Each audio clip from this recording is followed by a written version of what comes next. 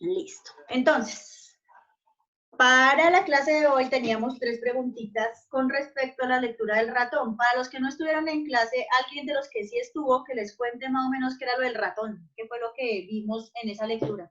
Por ahí, por encimita, alguien que les cuente. ¿Quién les cuenta? ¿O quién me cuenta qué era lo de la lectura del ratón? No está tan lejos porque fue el miércoles. A ver. Sobre la neumonía. Sobre la neumonía. ¿Y sobre qué más aparte de la neumonía? O sea, que hablaban. Sobre el efecto transformante, creo que se llamaba, Ajá.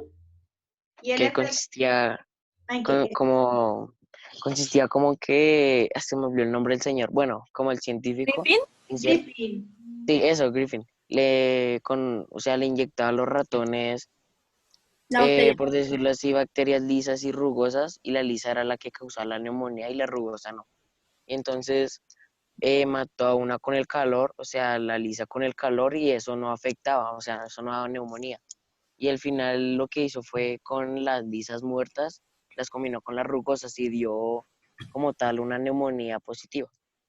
Ok, listo. Entonces, denme 2 segundos porque es que acabé de terminar clase con 901 y les voy a decir lo mismo que les dije a ellos. Ustedes en este momento lo que tienen que hacer es empezar a todas las clases de aquí en adelante, tomar una serie de apuntes. Esos apuntes le van a permitir a usted enviar evidencias de lo que se hace en la clase. En este momento lo que estoy haciendo es habilitar las evidencias para 901 de la clase de hoy, porque me quedo sin habilitar y ya me están pidiendo ellos. Evidencias clase 901, 27 de abril. Listo. Listo. Entonces, con respecto a la primera pregunta, que dice, ¿por qué Griffin llamó a este sorprendente material factor transformante? ¿Quién me cuenta por qué este señor lo llamó de esa forma? ¿Qué creen ustedes? ¿Por qué creen Yo, ustedes? profe. A ver, a ver, un yo ahí suavecito. ¿Quién es yo? Un yo. ¿Quién? Sara Corredor. Listo, Sara. Listo. Sara Corredor, cuéntame por qué señor Griffin le llamó factor transformante a ese bello material que encontró al hacer esos experimentos. Pues según la lectura que vimos la clase pasada, Uh-huh. ahí decía que era porque las bacterias lisas se le pasaron a las rugosas, entonces se transformó el virus, pero sí de bacteria a bacteria. Ok, o sea, que la indicación está en que la información que tenía como el nombre lo indica, se transfirió y transformó a las otras. Entonces, pues, si yo veo que al incubar o al meter una cosa en otra, la transforma, pues él en ese tiempo no se sabía que era ADN ni se sabía nada de esas cosas, pues él sencillamente lo llamó factor transformante. Y hasta ahí, pues como que es la base inicial de por qué lo llamó así. Listo. Muy bien, Sara. Excelente. Listo. Vamos a ver con la segunda.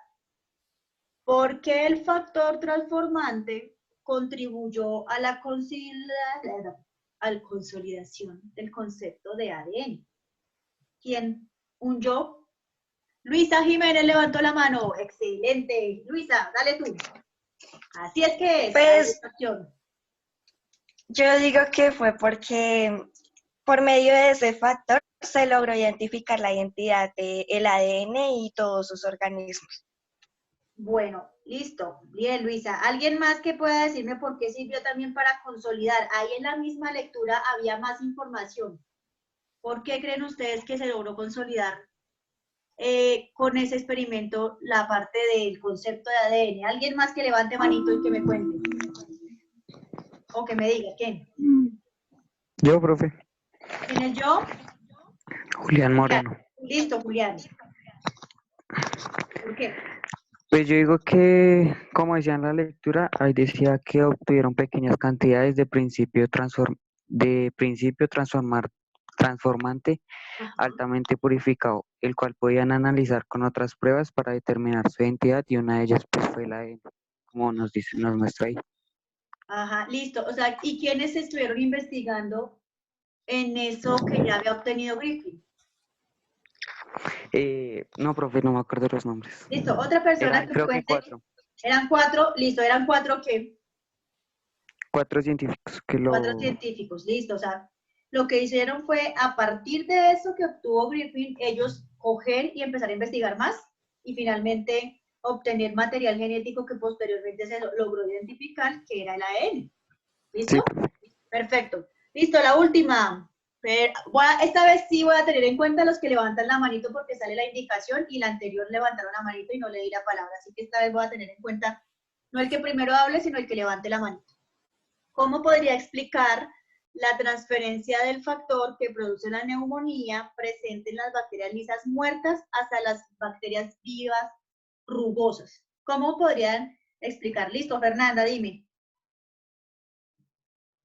Se transfiere por medio de material genético a las bacterias lisas y convierte a las bacterias rugosas en bacterias lisas, que son las que causan la neumonía.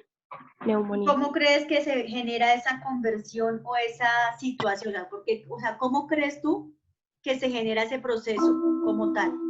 Por el material genético, ¿no? Por el material genético, ¿listo? ¿Alguien más? ¿Otra respuesta a esta pregunta?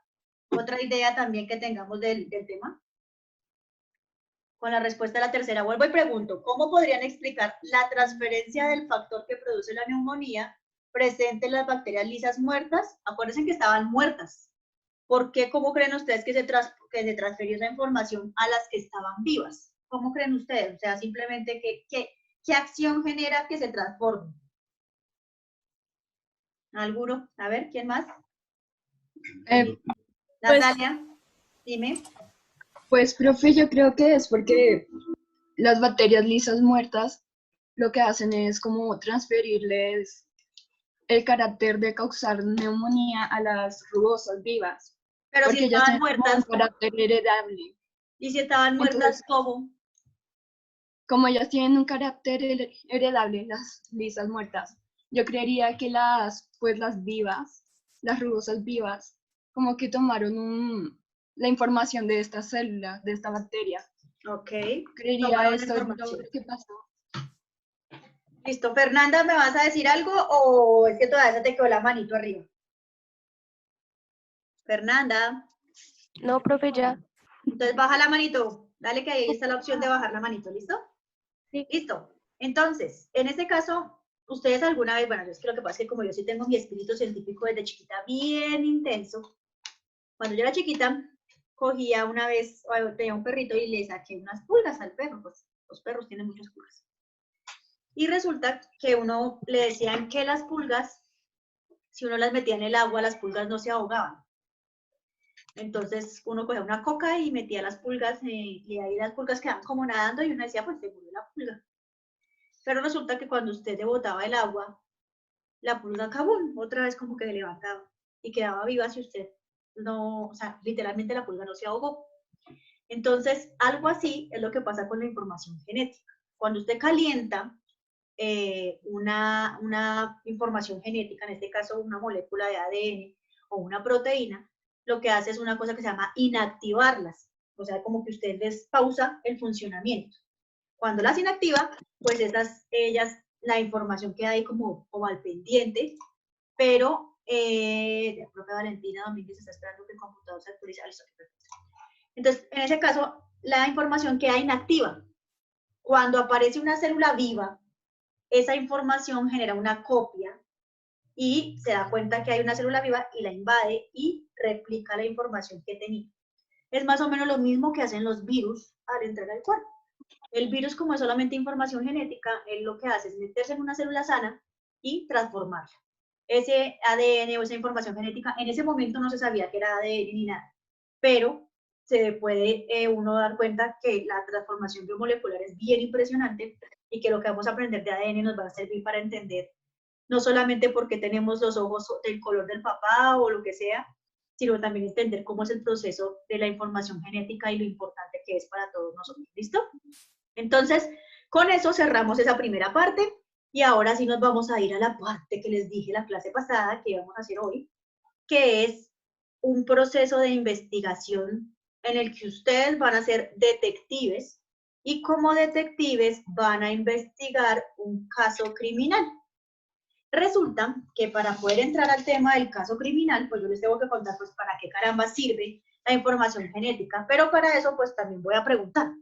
Algunos de ustedes debe haber visto en algún punto de la historia CSI, CSI, ¿cierto? La escena criminal y los programas, pues a veces, yo, por ejemplo, mi mamá es fanática de esos programas y puede durar toda la tarde viendo. Entonces, en esos programas, ¿qué es lo que uno observa? A ver, cuénteme a ver, ¿qué es lo que uno observa en un programa de CSI? El que haya visto alguno. ¿Qué es lo que hacen? Casos de criminalística. Casos de criminalística. Miriam, cuéntame, corredor directo. ¿No? Ah. Dime. Me la paso viéndolo todo el tiempo, ¿no? Ah, ok, perfecto. Entonces, hagamos de cuenta que estamos viendo un caso de los que hayas visto. En esos casos que has visto, ¿qué es lo que hacen? Pues lo primero que hacen, pues llegar a la escena y miran a ver cómo, pues pistas, buscan pistas de qué ha pasado. Cuando ya encuentran algo, van a un laboratorio y lo buscan un ADN para ver si encuentran. Listo. O algo, sí, más o menos un ADN. Y lo cogen y con esa información ellos ya buscan al criminal, por decirlo así. Ok, perfecto. Casi siempre le atinan, a veces se equivocan, de eso no solamente hay una investigación sencilla, sino hay que tener en cuenta muchísimos factores. Entonces resulta que en la medida, pues normalmente uno ve, pues en CSI como que los casos se resuelven fácil y eso, pero eso no es un proceso tan sencillo. Entonces lo que se utiliza normalmente se llaman perfiles de ADN. Un perfil de ADN es utilizado para, como hagan de cuenta, como un código de barras, en el que cada persona tiene unas marcas y esas marcas le permiten a usted en sus genes específicos tener una característica única. O sea, el ADN que usted tiene unas marcas únicas. Resulta que hay unas investigaciones y se hacen, por ejemplo, 10 pares de marcadores en el Reino Unido, en Inglaterra, y la probabilidad de encontrar dos personas con el mismo perfil es de menos de una entre 1.000 millones, o sea, sería imposible, casi que mucho, entre 1.000 millones de personas poder encontrar un patrón semejante entre una y otra persona. Los únicos patrones que son semejantes son los de los gemelos idénticos.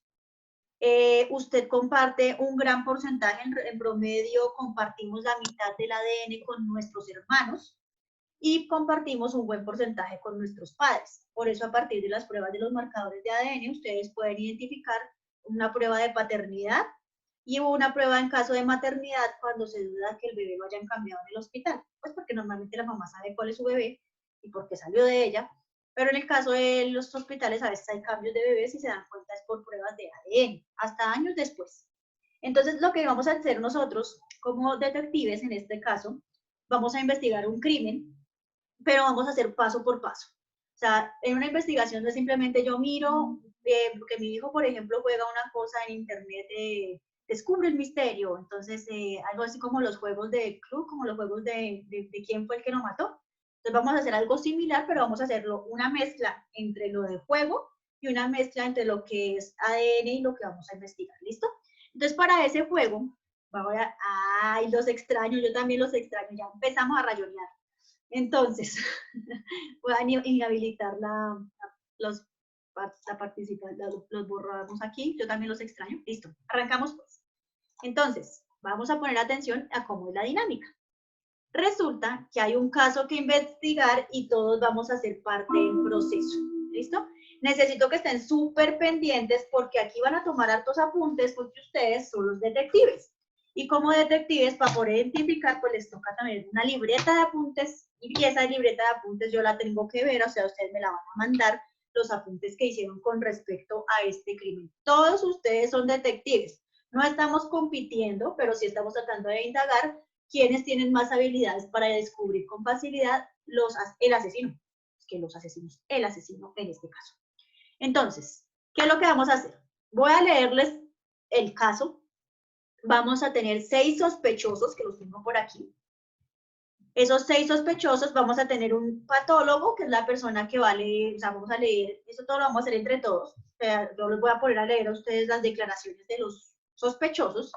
Yo elijo quién va a leer, pero todos van a investigar. O sea, aquí, por ejemplo, hay unos que van a leer, pero pues también tienen que investigar sobre el caso. Y yo soy el laboratorio forense, y yo después de un proceso inicial que ustedes van a hacer, ustedes me tienen que pedir únicamente 3 perfiles de ADN de sospechosos. O sea, va a haber 6 sospechosos, pero ustedes solamente les puedo entregar datos de ADN de 3. ¿De dónde van a descartar los otros 3? Pues de lo que vamos a encontrar en la escena del crimen, y vamos a empezar porque esto se va a poner interesante. ¿Listo? ¿Ya están todos listos? ¿Tienen dónde anotar? Lo escucho. Sí, señora. Sí, señora. Listo, listo. Entonces vamos a ir a la escena del crimen. Espera. Listo. Yo espero. A ver, 2 segundos. Esperen. Listo. Entonces vamos a mirar cuál es el delito y qué fue lo que pasó. Entonces, no hago la introducción de CSI porque en la canción de listo, ya. Introducción al tema. Ayer por la noche, en un hotel ubicado a las afueras de la ciudad, vamos a ponerle Chía, se descubrió un terrible hecho. Pedro, un conocido empresario, apareció sin vida en la habitación del hotel. Vamos a empezar a escuchar qué es lo que se encontró y cómo. Fue encontrado a las 11 de la noche por 2 huéspedes, Álvaro y Marcela. Estos de inmediato llamaron a la policía, que llegó poco después. El patólogo examinó el cuerpo y estimó que la hora de muerte fue a las 9 p.m., no mucho después de que Pedro terminara de comer. Pedro habría tenido una cena esa noche para celebrar con algunos amigos que había terminado de escribir un libro sobre su vida. La fiesta había tenido lugar en el comedor del hotel con 5 amigos que se habían quedado esa noche en el hotel. Cuando la policía llegó, los 5 invitados y la camarera del hotel se despertaron y se ubicaron en las escaleras para ser interrogados.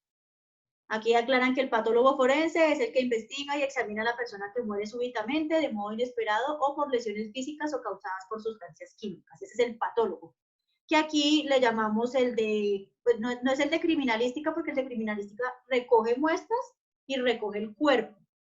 El patólogo es el que va y le hace el proceso de autopsia para examinar el cuerpo, ya en más detalle.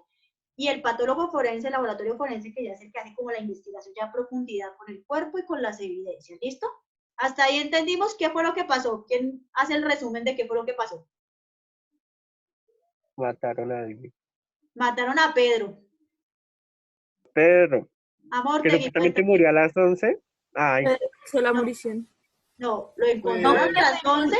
no, supuestamente había muerto a las 11, pero en realidad murió a las 9. O sea, Y lo encontraron a encontraron a Álvaro las y 11. Marcela y despertaron a los 5 amigos con los que estaban y la aseadora que queda y los bajaron a las escaleras. Y estaban en Chía. Listo, entonces dice que los sospechosos van a ser los 5 amigos y la camarera. Esos son los sospechosos. Entonces vamos a empezar a mirar a ver qué pasa, ¿listo? Entonces, en este momentito, lo que vamos a mirar es, Pedro murió en su habitación de hotel. Vamos a tratar de respondernos quién fue el que pudo haberle hecho daño, qué pruebas de ADN se pueden encontrar en la escena del crimen, cómo las vamos a analizar, qué se necesita para encontrar el asesino. Y lo primero que vamos a mirar son las evidencias. Entonces ustedes van a hacer esta tablita, perdón. Uy, pues más chicas, se fue por ahí la luna. Ya les muestro qué van a hacer ustedes. A ver, listo. Acá hay una tablita. Esta tablita se llama tabla de reportes. Entonces usted va a hacer esa misma tablita que dice tipo de muestra y dónde se encuentra. Entonces van a hacer ese esquema de la tablita mientras yo apago esta primera parte de la clase. Ustedes se quedan ahí y los 26 que están se vuelven a conectar con el mismo enlace y con el mismo, ¿listo? Entonces solamente me voy a salir un momentico porque la coloqué de media hora y ya se me va a cortar, ¿listo? Ya ustedes van haciendo el cuadro, tipo de muestra y dónde se encuentra y ya vuelvo, ¿listo? Ya vuelvo.